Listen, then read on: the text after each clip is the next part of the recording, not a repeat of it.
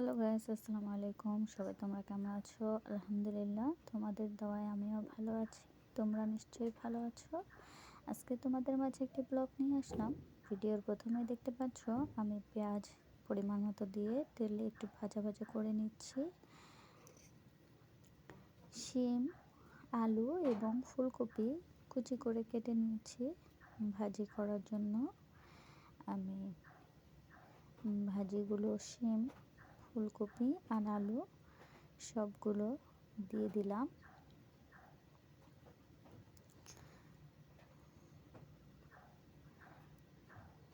পরিমাণ মতো তেলও দিয়ে দিয়েছি। এবার একটু 1 কাপ পানি দিয়ে দিলাম। হলুদের গুঁড়া দিয়েছি, স্বাদ মতো লবণ দিয়েছি এবং কাঁচামরিচ পরিমাণটা তোমরা বুঝে নিও। দেখো আমার সবজিটা হয়ে এসেছে। তারপর আমি একটা বাটিতে নামিয়ে নিচ্ছি। আমার ভাজিটা হয়ে গিয়েছে, মাশাআল্লাহ দারুণ একটা স্মেল আসছে। তারপর আমি রুই মাছ রান্না করব, তাই অনেকগুলো মাছ আমি কেটে ধুয়ে পরিষ্কার করে লবণ দিয়ে মাখিয়ে রেখেছি। এবার হলুদ দিয়ে তেল গরম হয়ে আসলে মাছগুলো একটি একটি করে ছেড়ে দিচ্ছি।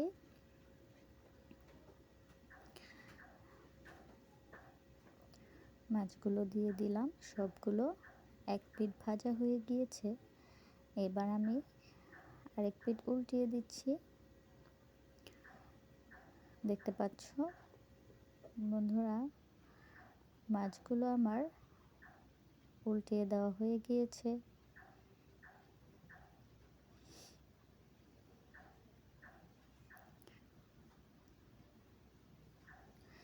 তারপর দেখতে পাচ্ছ আমি কাঁচামরিচ, টমেটো এবং পেঁয়াজ কুচি করে কেটে রেখে দিয়েছি। এরপর পরিমাণ মতো পেঁয়াজ এবং তেল দিয়ে আমি পেঁয়াজটা একটু লাল করে নিব। তারপর হলুদের গুঁড়া, মরিচের গুঁড়া, আদা রসুন বাটা, জিরা বাটা পরিমাণ মতো বাটিতে নিয়ে নিয়েছি। এবার মশলাটা আমি দিয়ে দিলাম। 1 কাপ পরিমাণে পানি দিয়ে দিয়েছি, মশলাটা যাতে পুড়ে না যায়।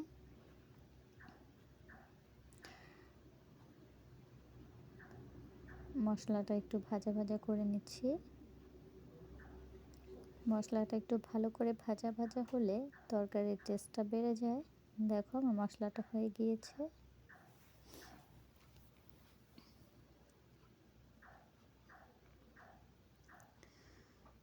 যেহেতু আমি ভুনা করব, তাই ভালো করে মশলাটা ভেজে নিয়েছি।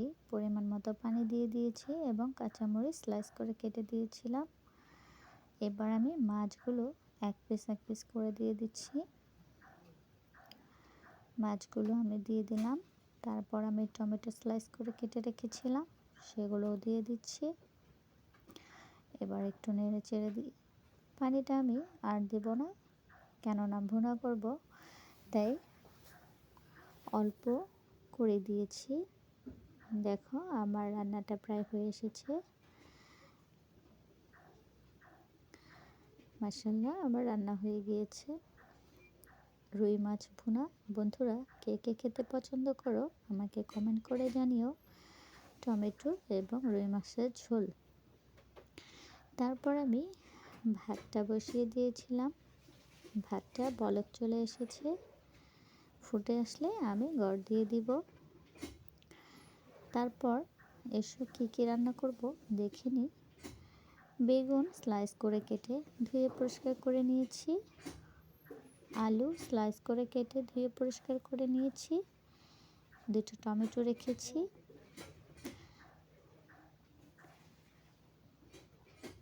আমি আরও কিছু রুই মাছ হলুদ মাখিয়ে রেখে দিয়েছি।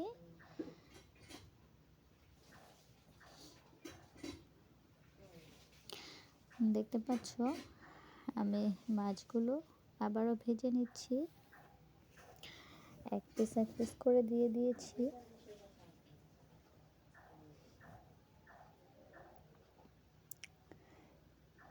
আমি মাছটা আবার উল্টিয়ে দিলাম।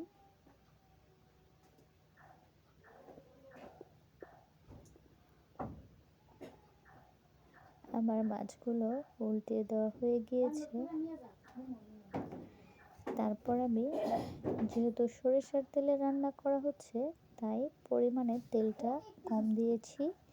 অল্প পরিমাণে পেঁয়াজ দিয়েছি, যেহেতু বেগুনের ঝোল করব। আদা রসুন বাটা, জিরা বাটা, হলুদের গুঁড়া, মরিচের গুঁড়া পরিমাণ মতো বাটিতে রেখে এবার আমি মশলাগুলো দিয়ে দিয়েছি। মশলাটা কষে আসলে, কষানো হয়ে গিয়েছে, এবার আমি স্লাইস করে কেটে রাখা আলুগুলো দিয়ে দিলাম। 1 কাপ পরিমাণে পানি দিয়ে দিয়েছি, আলুটা যেন একটু কষে মজে আসে। এই দেখো আমার মাছগুলো, টমেটো স্লাইস করে কেটেছি এবং কাঁচামরিচও কেটে নিয়েছি। দেখো আলুটা আমার কষানো হয়ে গিয়েছে। এ পর্যায়ে আমি বেগুনটা পরে দিয়ে দিচ্ছি।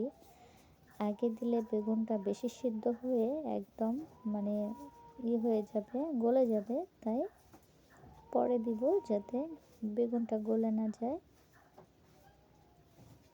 এবার একটু মশলার সাথে মিশিয়ে দিচ্ছি। 5 মিনিট পরিমাণ একটু জাল করে নিয়ে পরিমাণ মতো পানি দিয়ে দিলাম।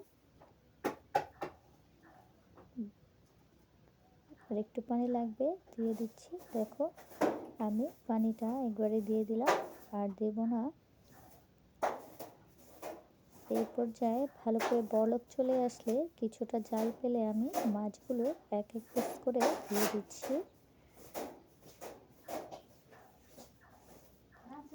মাছগুলো আমি সম্পূর্ণ দিয়ে দিয়েছি এবং টমেটোগুলো স্লাইস করে কেটে রেখেছিলাম, সেগুলো দিয়ে দিলাম। মাশাআল্লাহ, দারুণ একটা স্মেল আসছে। বন্ধুরা, তোমরা বেগুন রুই মাছের ঝোল কে কে খেতে পছন্দ করো কমেন্ট করে জানিও। আমার রান্নার রেসিপিটা কেমন লাগলো কমেন্ট করে জানিও। আমার চ্যানেলটাকে সাবস্ক্রাইব করো, লাইক দিও, কমেন্ট করো। আসসালামু আলাইকুম।